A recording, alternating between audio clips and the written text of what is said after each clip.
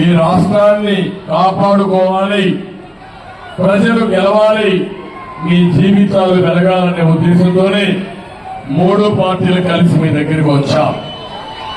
మళ్ళీ చెప్తున్నాను, మాకు అధికారం కోసం మీ దగ్గరికి రాలేదు. కేంద్రంలో బీజేపీ ఉంటుంది, ఎన్డీఏ ఉంటుంది.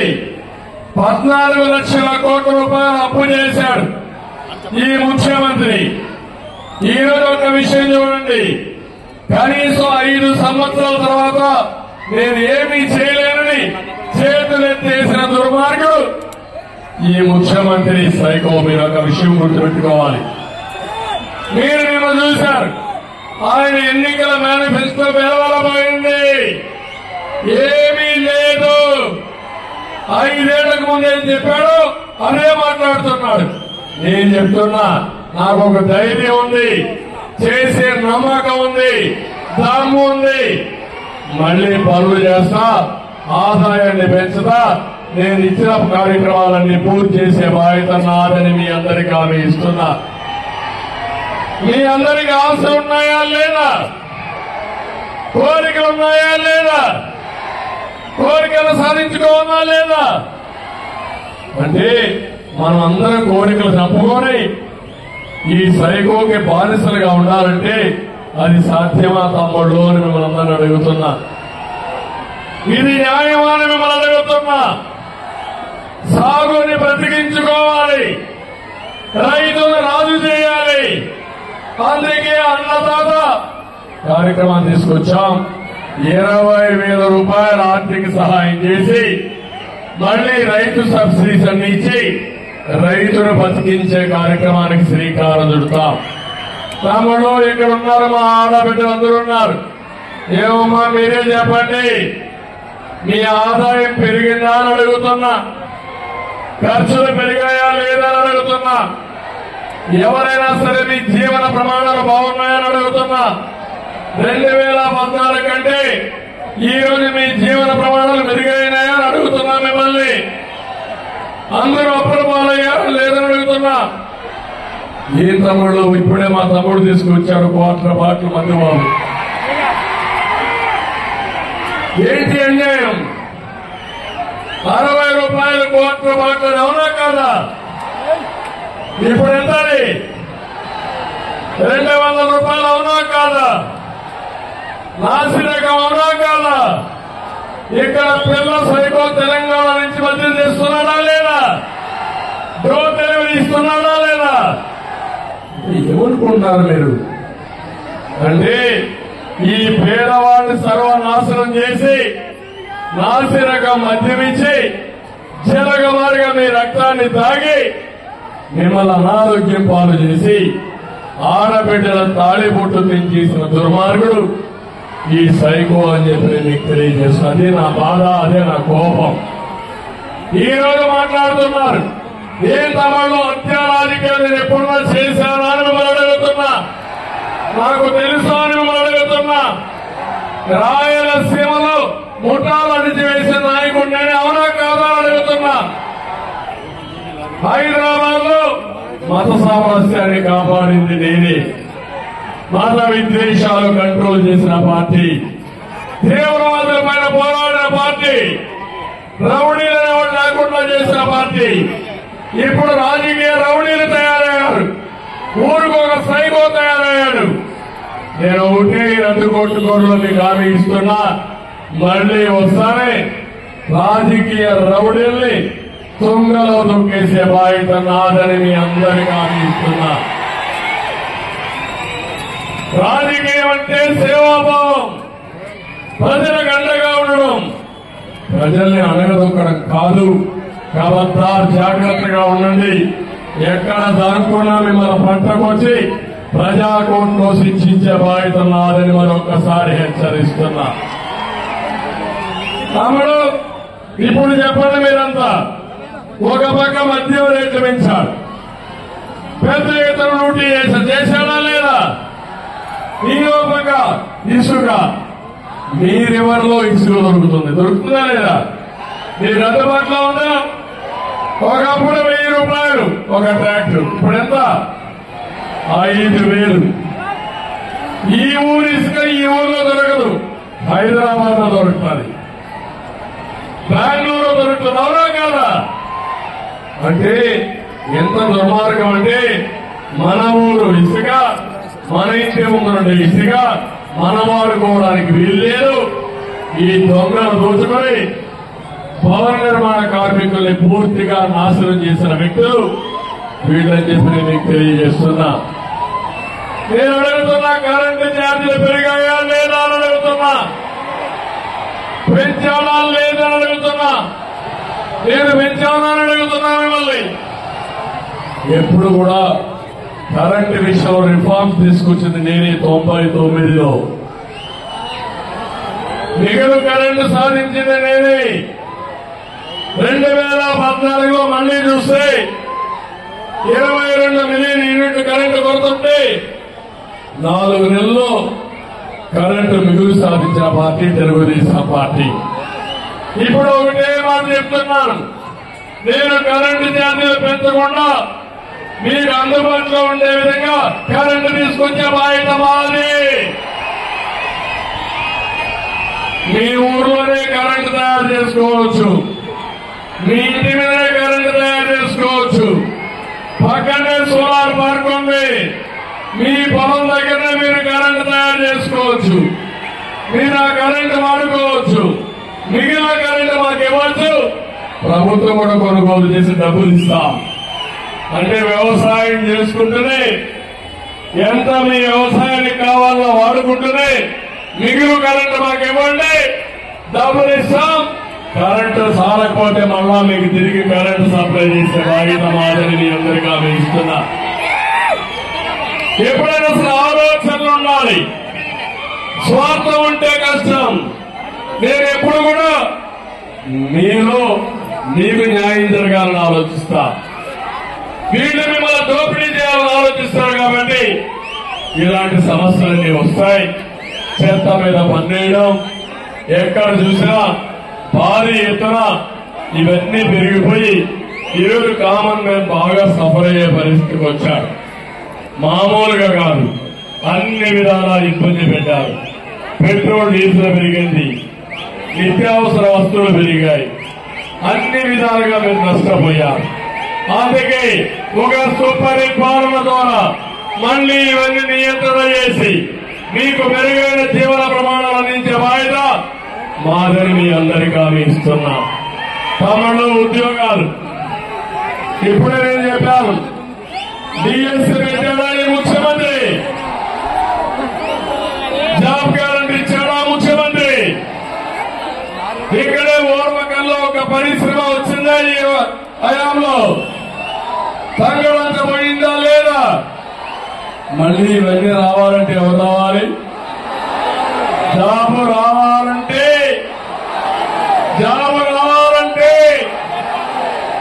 మీ పిల్లలకు ఉద్యోగాలు రావాలంటే, అందుకే చెప్తున్నా, మళ్లీ ఉద్యోగాలు ఇప్పిస్తా. నేను వస్తే ఉద్యోగాలు పరిగెత్తా వస్తాయి. అది నా బ్రాండ్. హైదరాబాద్ లో చూశారు, 25 ఏళ్ల కూడా ప్రారంభించాను. ఒక హైటెక్ సిటీతో ప్రారంభించాను. బ్రిక్ బై బ్రిక్ డెవలప్ చేశాను. తర్వాత ఔటర్ రింగ్ రోడ్ వేశాను, ఎయిర్పోర్ట్ కట్టాం. ఆ సిటీ ఒక మహానగరంగా తయారైందంటే అది నా విజన్ అని చెప్పి మీ అందరికీ తెలియజేస్తున్నా. నాది విజన్ అయితే వీళ్ళది పాయిజన్. విధ్వంసం, ప్రజల్ని రెచ్చగొట్టడం, తప్పుడు సమాచారం ఇవ్వడం, మిమ్మల్ని మభ్యపెట్టడం, మిమ్మల్ని మోసం చేయడమే వీళ్ళు చేస్తున్నారని చెప్పి నేను మీకు తెలియజేస్తున్నా. అందుకే మెగా డిఎస్సీ పెడతా, ఫస్ట్ సంతకం దానిపైన పెడతా, జాబ్ క్యాలెండర్ ఇస్తా. 5 ఏళ్లలో 20 లక్షల ఉద్యోగాలు, సంవత్సరానికి 4 లక్షల ఉద్యోగాలు ఇచ్చే బాధ్యత నాది. నందికొట్కూరులో మీరు కూర్చొని ప్రపంచానికి పనిచేసే విధంగా మీ అందరికీ వర్క్ ఫ్రం హోమ్ తీసుకొస్తా. నందికొట్కూరులోనే ఒక టవర్ కట్టి అక్కడి స్కిల్ డెవలప్మెంట్ చేసి వర్క్ స్టేషన్స్ క్రియేట్ చేసి ఉపాధి కల్పించే బాధ్యత నాది అని మీ అందరికీ హామీ ఇస్తున్నా. ఒక్కొక్కసారి ఒక విజన్ ఉండాలి. నన్ను అందరూ అంటారు నువ్వు 30 ఏళ్లకు ముందే ఆలోచిస్తావని. అదే నా ప్రత్యేకత. 30 ఏళ్లకు ప్రపంచంలో ఏం జరుగుతుందో అది చెప్పడం నా ప్రత్యేకత. అదే విజన్ మీరు చూస్తే 25 ఏళ్లకు ముందు నేను నాలెడ్జ్ ఎకానమీ చెప్తే ఈరోజు హైదరాబాద్ దానికి ప్రతిరూపంగా ఉండి ప్రపంచంలోనే భారతదేశం ఒక అగ్రదేశంగా తయారవుతుందంటే అది మనకుండే సత్తా. దాని మీద నేను ఇంకోటి ఆలోచించాను. పేదరికం లేని సమాజాన్ని చూడాలనేది నా ఆశయం. ఆ విషయం కూడా నేను చెప్తాను మీకు. తమలో ఉద్యోగస్తులందరికీ హామీ ఇస్తున్నా. 6 లక్షల మంది ఉద్యోగస్తులకు హామీ ఇస్తున్నా. మెరుగైన పిఆర్సీ ఇస్తా, డిఏలు టీఏలు ఇస్తా, మీ ప్రావిడెంట్ ఫండ్ మీకు ఇస్తా, మిమ్మల్ని గౌరవంగా చూసే విధానానికి శ్రీకారం చుట్టా, టీచర్లందరికీ గౌరవం ఇచ్చి మళ్ళా మీరంతా తల్లి తండ్రి గురువు అని నినాదానికి శ్రీకారం చుట్టే బాధ్యత నాదని మీ అందరికీ హామీ ఇస్తున్నా. వ్యవస్థలను నాశనం చేశారు. తమలో ఒక విషయం అడుగుతున్నా, ఇక్కడ నంది కొట్టుకోరు నాకు తెలియకుండా. మా తమ్ముడైతే కులకర్ర దెబ్బకు అందరూ కూడా బ్యాండేజ్ చేసుకొని వచ్చేశారు. ఏ తమ్ముడు ఇంకా మీకు మానలేదా అని అడుగుతున్నా. ఇంకా మా తమ్ముడికి ఆ కులకర్ర దెబ్బ మానలేదు. ఏ తమ్ముళ్ళు గులకర ఎక్కడన్నా చూసారా చూడలేదు, కానీ తమ్ముళ్ళకు దెబ్బతగిలింది. అంటే మీరు గుర్తుపెట్టుకోవాలి, డ్రామా రాయుడు, సానుభూతి రాయుడు మీ ఎటువంటి వాడంటే ఈ ముఖ్యమంత్రి. మీరు చూశారు ఒక విషయం, నేను అడుగుతున్నా, బాబాయిని గొడ్డలతో చంపింది ఎవరు తమ్ముళ్ళు? ఊకెండి బాబాయ్, ఊకెండి బాబాయ్, ఊకెండి బాబాయ్. తెలుసండి, చేరుపై కట్టండి తమ్ముళ్ళు. మీకు అందరికీ తెలుసు కేసు ఎవరి పైన పెట్టాడు? సునీత పైనే కేసు పెట్టేశాడు. అంటే వివేకానంద రెడ్డి కూతురు మా నాన్నకు అన్యాయం జరిగింది, న్యాయం చేయమని అడిగితే ఆవిడ్ని నిందితురాలుగా చేసి ఆవిడ మీద కేసులు పెట్టి వేధించే సైకోని మీరు చూశారు కదా తమ్ముళ్ళు అని అడుగుతున్నా. చూశారు కదా? ఇంకా మీకు రోషం రాలేదా అని అడుగుతున్నా. ఈ డ్రామాల నాయకుని పంపిస్తారా లేదని అడుగుతున్నా మిమ్మల్ని అందరినీ. పోయిన ఎలక్షన్ లో కోడి కత్తి డ్రామా, నేనంట ఆయన్ని చంపడానికి కోడి కత్తి తీసుకుపోయి పొడిచిపోయానంట. నిన్న గులకరాయి హత్యా ప్రయత్నం నేనే చేశానంట. ఇప్పుడు మళ్ళా ఉన్నాడు అక్యూజ్ 2 A2 ఉన్నాడు. నిన్న ఆయన సతీమణి మాట్లాడుతా ఉంది, నేనేదో జగన్మోహన్ రెడ్డి చంపేయడానికి ప్రయత్నం చేస్తున్నానంట. ఏం చెప్తున్నారా వీళ్ళు? నాకైతే అర్థం కాల. బుద్ధి జ్ఞానం లేకుండా రాజకీయాలంటే హత్యలు కాదు, హత్యలు చేసే వాళ్ళ గుండెల్లో రైళ్లు పరిగెత్తేది నా విధానం. అలాంటి వాళ్ళు తుదముట్టిస్తా, మళ్ళా తిరిగి హత్యలు చేయకుండా అబద్దాలు పంపకుండా చేసే బాధ్యత నాదని మీ అందరికీ హామీ ఇస్తున్నా. అంటే చంపడం, వేరే వాళ్ళ పైన వేసేయడం, వాళ్ళందరినీ శిక్షించడం, వీళ్ళు తప్పించుకోవడం, ఎప్పటికప్పుడు హత్యలు చేస్తూ ముందుకు పోవడం వీళ్ళ ప్రవృత్తి, వీళ్ళ వృత్తి. ఇది జరగడానికి వీలు లేదని ఈ నందికొట్కూరు సభలో అందరూ గట్టిగా చేపట్టడం ఒకటి నేను చెప్పాల్సిన అవసరం ఉంది.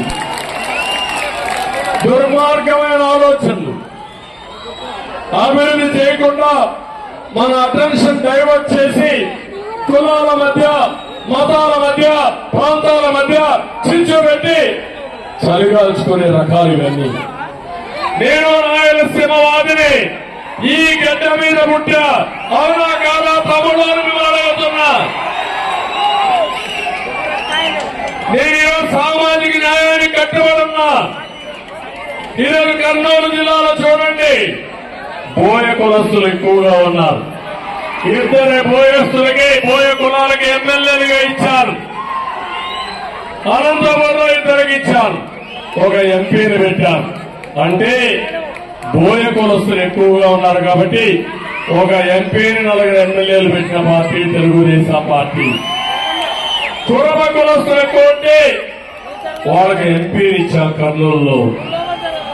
ఇంకో పక్క వైశ్య కులస్తులకి కర్నూలులో ఎమ్మెల్యే సీట్ ఇచ్చాం. ముస్లిం సోదరులకి నంద్యాలలో ఎమ్మెల్యే ఇచ్చాం. ఇంకో పక్క ఈడిగ కులస్తులకి ఒక ఎమ్మెల్యే ఇచ్చాం. ఇక్కడ మాలామాదిగా అందరినీ బ్యాలెన్స్ చేయడానికి సమతుల్యంతో ఇద్దరిని బ్యాలెన్స్ చేసిన పార్టీ తెలుగుదేశం పార్టీ అని చెప్పి నేను మీకు తెలియజేస్తున్నా. ఎవరికి అన్యాయం జరగడం లేదు. రాయలసీమలో బలిదులున్నారు.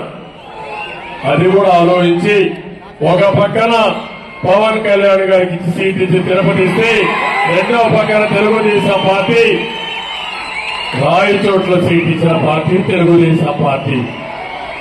నేను అడుగుతున్నా, రాయలసీమలో ఇంతమంది బలిదులుంటే ఒక్కరికైనా ఇచ్చావా అని అడుగుతున్నా నేను. ఇది సామాజిక న్యాయమా అని అడుగుతున్నా. ఇక్కడ మీరు చూసిన సబరి ఒక రెడ్లు కూడా ఇక్కడ అన్యాయం చేయాల. తెలుగుదేశం పార్టీ నందికొట్కూరులో మీరు చూస్తే శబరికి ఇచ్చాం. పక్కనే డోన్లో సూర్యప్రకాష్ రెడ్డికి ఇచ్చాం. పక్కనే బీసీ జనార్దన్ రెడ్డికి ఇచ్చాం. శ్రీశైలంలో మన బుట్ట రాజశేఖర రెడ్డికి ఇచ్చాం. పాండ్యంలో మనం గౌరీ చరిత్రకి ఇచ్చాం. ఏ తమ్ముళ్ళు ఎవరికైనా అన్యాయం చేశామని మనం అడుగుతున్నా. అది నా సామాజిక న్యాయ సమీకరణలు. ఇతను చేసేది సామాజిక ద్రోహం. నేను అడుగుతున్నా, రెడ్లు కావాలని ఎగబెడుతున్నాడు. ఒక్క రెడ్డికైనా ఆర్థికంగా బాగుపడ్డారా తమ్ముడు అని అడుగుతున్నా. ఎవరైనా బాగుపడ్డారా ఈ నియోజకవర్గంలో? ఒక్క సైకో, పిల్ల సైకో తప్ప ఎవరైనా బాగుపడ్డాడా అని అడుగుతున్నా. ఒక రెడ్డికి ఉద్యోగం వచ్చిందా అని అడుగుతున్నా. ఒక రెడ్డి 1 లక్ష రూపాయలు ఇక్కడ సంపాదించాడా అని అడుగుతున్నా. మరి కులం కావాలా మనకు?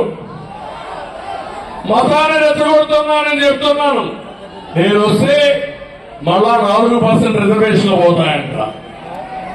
నేను ఆ రోజు ముఖ్యమంత్రిగా ఉండి 5-6 మంది అడ్వకేట్లు పెట్టి సుప్రీంకోర్టులో మీ రిజర్వేషన్లు కాపాడిన పార్టీ తెలుగుదేశం పార్టీ. భవిష్యత్తులో కూడా కాపాడే పార్టీ తెలుగుదేశం పార్టీ. మసీదులకు నేను ఆర్థిక సహాయం చేస్తే మసీదులు కూలగొడతామని తప్పుడు ప్రచారం చేస్తున్నారు. నేను ఉంటే మీ అందరికీ హామీ ఇస్తున్నా, మైనారిటీలకు న్యాయం చేసిన పార్టీ తెలుగుదేశం పార్టీ. 2004లో ఎన్డీఏతో ఉన్నాం. 19లో ఎన్డీఏతో ఉన్నాం. నేను అడుగుతున్నా, ఈ రోజు కర్నూలులో ఉర్దూ యూనివర్సిటీ వచ్చిందంటే నా వల్లనే వచ్చింది, అవునా కాదా అని అడుగుతున్నా. హైదరాబాద్ లో ఉర్దూ యూనివర్సిటీ నేనే పెట్టాను. ఆది హౌస్ నేనే కట్టాను. ఉర్దూ 2వ భాష కింద 13 జిల్లాల్లో పెట్టాను. షాదీ ఖానాలు కట్టాను. అదే మరిగా మీరు చూస్తే ఆడబిడ్డల పెళ్లిళ్ల కోసం 36,000 మంది ఆడబిడ్డల్ని 140 కోట్ల రూపాయలు ఖర్చు పెట్టి పెళ్లిళ్లు చేపించిన పార్టీ తెలుగుదేశం పార్టీ. దుల్హా ఇచ్చాం. రంజాన్ తోఫా ఇచ్చిన పార్టీ తెలుగుదేశం పార్టీ. ముస్లిం సోదరులకు విదేశీ విద్య ఇచ్చిన పార్టీ తెలుగుదేశం పార్టీ. రేపు రాబోయే రోజుల్లో మక్కాకు పోవడానికి 1 లక్ష రూపాయలు ఆర్థిక సహాయం చేయబోయే party Telugu Desam party. CAA NRC bill వస్తే ఢిల్లీలో సపోర్ట్ చేసి గల్లీలో నాటకాలాడే వ్యక్తి, నాటకాలాడే పార్టీ వైఎస్ఆర్ కాంగ్రెస్ పార్టీ. నేను అడుగుతున్నా మిమ్మల్ని, అబ్దుల్ సలాం నంద్యాల ఒక దొంగగా చిత్రీకరించి వేధించి వెనకాల పడి కడాన ఆయన భార్య 2 పిల్లలు రైలు కింద పడి బలవంతపు మరణం చేసుకున్నారు. ముఖ్యమంత్రి వచ్చి కలిశావా, పరామర్శించావా? నీకు సిగ్గనిపించలేదా నీ ప్రభుత్వంలో? ఈ నందికొట్కూరులో మొన్నే ఒక ఆడబిడ్డ నమాజ్ చేసుకుని ఇంటికి పోతా ఉంటే దొంగ కింద చిత్రీకరించాలా లేదా అడుగుతున్నా. శ్రీనివాసులుడనే ఒక వ్యక్తి ఆడబిడ్డ బురక తొలగించి చూసి అవమానిస్తావా? అవమానించాలని అడిగితే కొట్టి దౌర్జన్యం చేస్తావా అని అడుగుతున్నా. అందుకే చెప్తున్నా, నేనైతే మక్కలి రెగ్గుడు లోపల పెట్టేవాడిని. ఎవరైనా సరే చట్టాన్ని అధిగమించడం కరెక్ట్ కాదు. నేను అడుగుతున్నా, ఇక్కడే ముస్లిం సోదరులకి మీకు భద్రత ఉందా అని అడుగుతున్నా. నా హయాంలో ఎప్పుడన్నా నీకు ఆ సమస్య వచ్చిందా అని అడుగుతున్నా. అది తెలుగుదేశం పార్టీకి వైఎస్ఆర్ కాంగ్రెస్ పార్టీకి ఉండే వ్యత్యాసం. వైఎస్ఆర్ కాంగ్రెస్ పార్టీ నాయకులు మనమందరం బానిసలు అనుకుంటున్నారు. బానిసలం కాదు, గౌరవంగా బతికే ప్రజానీకమని ఆత్మ గౌరవాన్ని చెప్పవలసిన అవసరం ముస్లిం సోదరులకు ఉందని చెప్పి నేను తెలియజేస్తున్నా. అందుకే ముస్లిం సోదరులు కూడా నేను ఒక మేనిఫెస్టో తీసుకొస్తా, మీ అందరికీ న్యాయం చేపిస్తా. నేనే ఆ రోజు ఇమాములకి మౌజులకి ఆందోళన ఇచ్చిన పార్టీ తెలుగుదేశం పార్టీ. మొన్న 6 నెలలు ఇవ్వకపోతే నేను మీటింగ్ లో తిరిగితే మొన్న రిలీజ్ చేసిన వ్యక్తి ఈ సైకో అని చెప్పి మీకు తెలియజేస్తున్నా. ఈరోజు 1500 కోట్ల రూపాయలు ఆరోగ్యశ్రీలో డబ్బులు ఇవ్వకుండా పేదవాడు ఆరోగ్యం ఆగిపోయే పరిస్థితి వచ్చేది.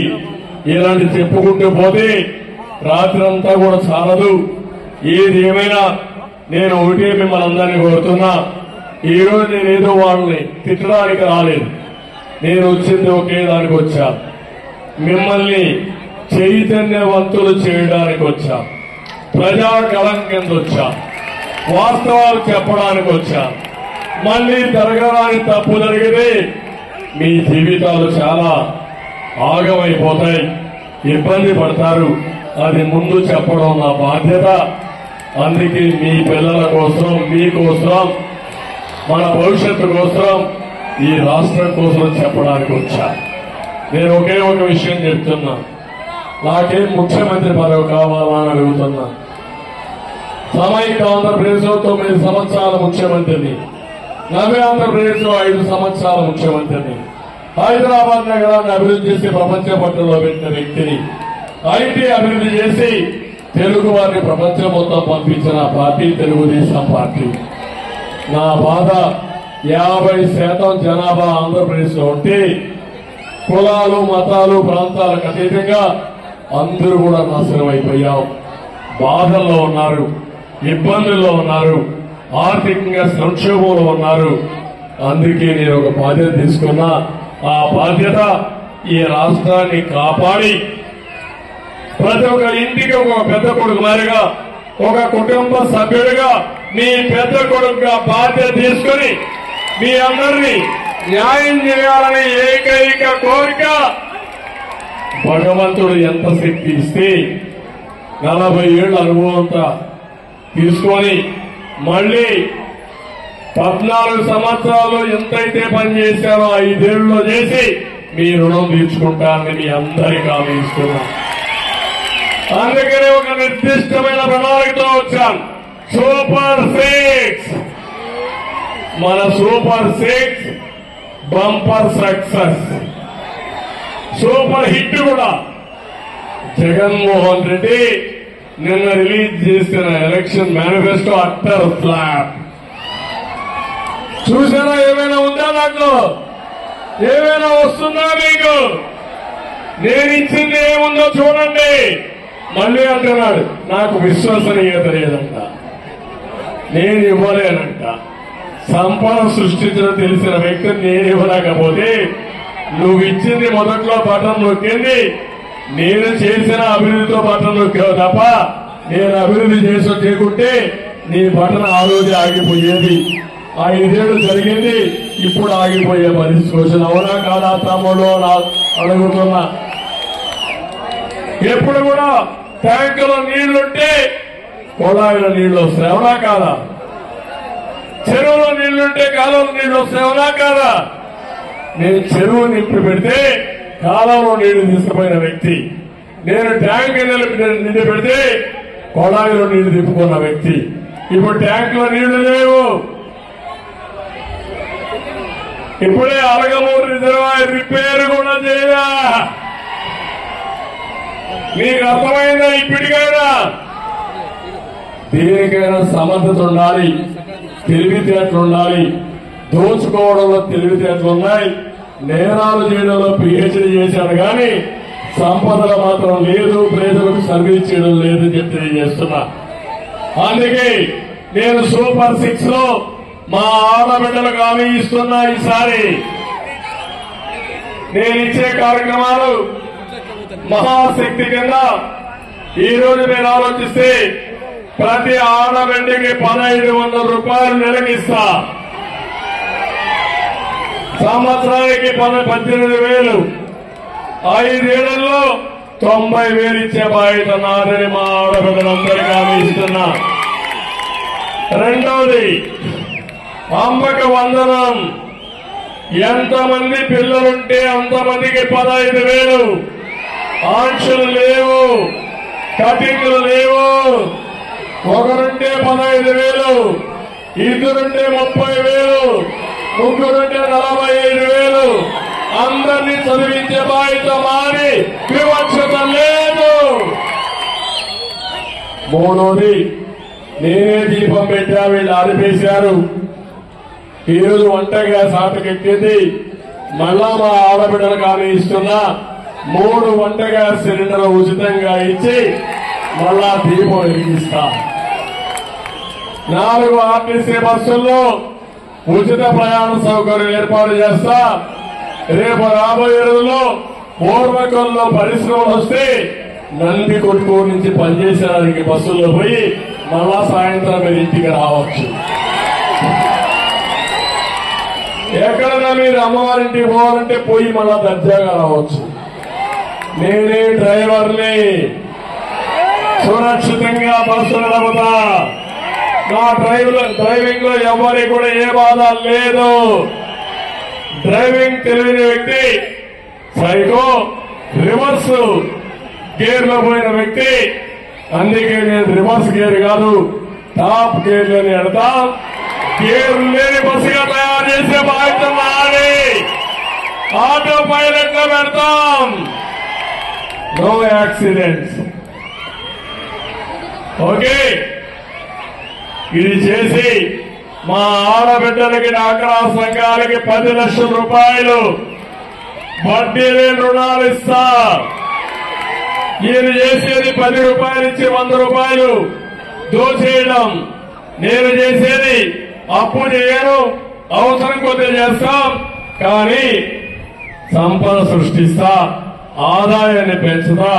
పెంచిన ఆదాయంలో మీకు డబ్బులు ఇస్తా.